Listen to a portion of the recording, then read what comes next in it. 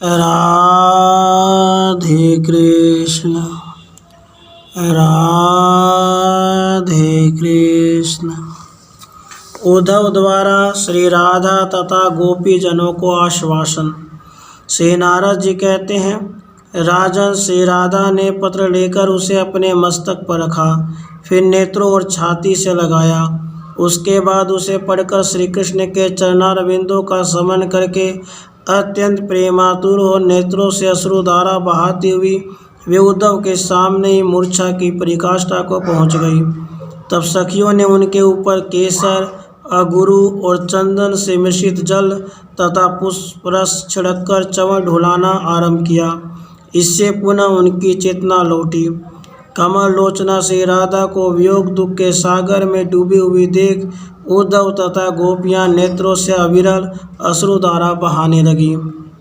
राजन, उन सबके आंसुओं के प्रवाह से तत्काल वृंदावन में कलहार पुष्पों से सुशोभित लीला सरोवर प्रकट हो गया। हे नरेश्वर, जो मनुष्य उस सरोवर का दर्शन, उसके जल का पान तथा उसमें भली भांति स्नान करके इस कथा को सुनता है, वह कर्मों के बंधन से मुक्त हो श्री कृष्ण को प्राप्त कर लेता है। उसके बाद उद्धव के मुख से श्री कृष्ण के पुनरागमन का समाचार सुनकर वे सब गोपांगनाएं महात्मा गोविंद का संपूर्ण कुशल मंगल पूछने लगी। श्री राधिका जी बोली, श्री राधा जी बोली, उद्धव, वह समय कब आएगा जब मैं घन के समान श्याम कांति वाले आनंदप्रद श्री व्रजराज नंदन का दर्शन करूँगी।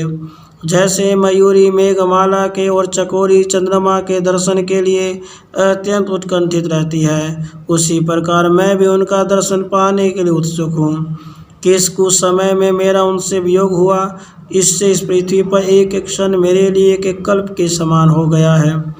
गोविंद के युगल चरणों के बिना यह विरह की रात इतनी बड़ी हो गई है कि ब्रह्मा जी की आयु के द्विपरात काल को भी तिरस्कृत कर रही है। उद्धव, क्या कभी श्याम सुंदर इस वर्ज के मार्ग पर भी पदार्पण करेंगे? आप मुझे शीघ्र बताइए, वे वहाँ कौन सा कार्य कर रहे हैं? आज तक बड़े प्रयास से मैंने इन प्राणों को धारण किया है। उनके झूठे वादे से आतुर हुए ये प्राण हठात निकले जा रहे हैं। आज तुम्हें देखकर क्षण भर के लिए मेरा हृदय शीतल हुआ है।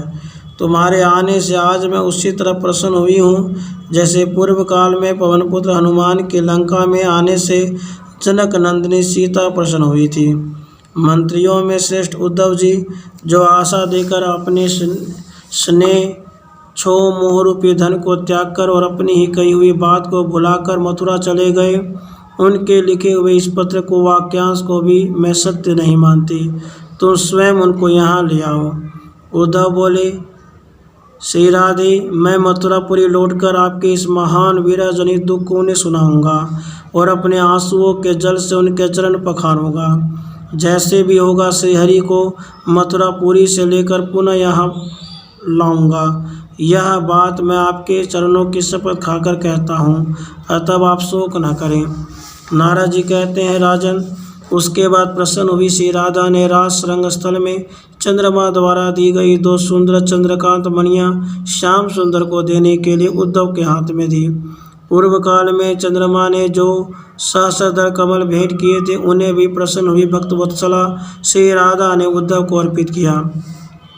हरि प्रिया श्री राधा ने प्राण वल्लभ के लिए छत्र, दिव्य सिंहासन तथा 2 मनोहर चंवर जो श्री कृष्ण के संकल्प से प्रकट हुए थे, उद्धव के हाथ में दिए। साथ यह वरदान भी दिया कि उद्धव, तुम ऐश्वर्य ज्ञान से संपन्न समस्त उपदेशक गुरुओं के भी उपदेशक तथा श्री कृष्ण के साथ रहने वाले होगे। श्री राधा ने उन्हें निर्गुण भाव से संपन्न प्रेम लक्षणा भक्ति तथा ज्ञान विज्ञान सहित वैराग्य भी प्रदान किया। विदेराज श्रीहरि शंखचूड़ यक्ष से जो उसका चूड़ामणि छीन लाए थे, वह सुंदर चूड़ामणि चंद्राना गोपी ने उद्धव के हाथ में दी।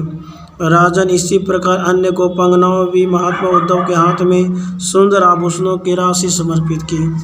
नारद जी कहते हैं, उद्धव जी की शुभ अर्थक वाणी सुनकर जब श्री राधिका जी अत्यंत प्रसन्न हो गई, तब सभा मंडप में स्थित हुए श्री कृष्ण सखा उद्धव के पास बैठकर वर्ज गोवधूटियों ने पृथक पृथक उनसे पूछा। गोपांगनाएं बोली, उद्धव जी हमें शीघ्र बताइए, जिन जिन के लिए श्रीहरि ने पत्र लिखा है उनके लिए कोई अद्भुत संदेश भी कहा है क्या? आप परावर वेताओं में उत्तम, साक्षात श्री कृष्ण के सखा, उनके ही समान आकृति वाले और महान हैं, अतः उनकी कही हुई बात हमसे अवश्य कहिए। उद्धव ने कहा, गोपांगनाओं, जैसे तुम लोग देवेश्वर श्री कृष्ण का निरंतर स्मरण करती रहती हो, उसी प्रकार वे भी प्रति क्षण तुम्हारा स्मरण करते रहते हैं। निसंदेह मेरे सामने ही वे तुम्हें याद करते रहते हैं। मैं श्रीहरि का एकांत सेवक हूँ। एक दिन तुम लोगों को समन करके नंदनंदन श्रीहरि ने मुझे बुलाया और तुमसे कहने के लिए अपने मन का संदेश इस प्रकार कहा। श्री भगवान बोले, विषयों में आसक्त हुआ मन बंधन कारक होता है। वह यदि मुझ परम पुरुष में आसक्त हो जाए तो मोक्ष की प्राप्ति कराने वाला होता है। अतः ज्ञानी जन मन को बंधन और मोक्ष दोनों का कारण बताते हैं।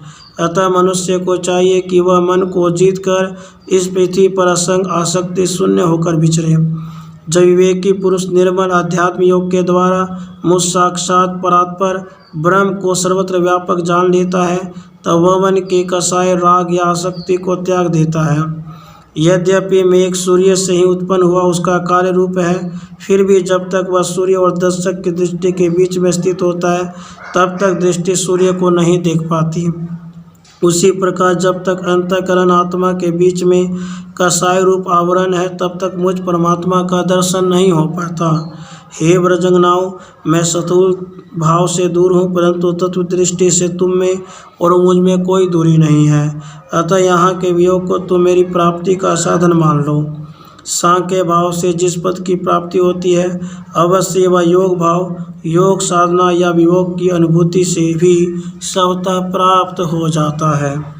इस प्रकार श्रीगर्ग संहिता में श्री मथुरा खंड के अंतर्गत नाद बहुला संवाद में उद्धव द्वारा श्री राधा तथा गोपियों को आश्वासन नामक 16वां अध्याय पूरा हुआ।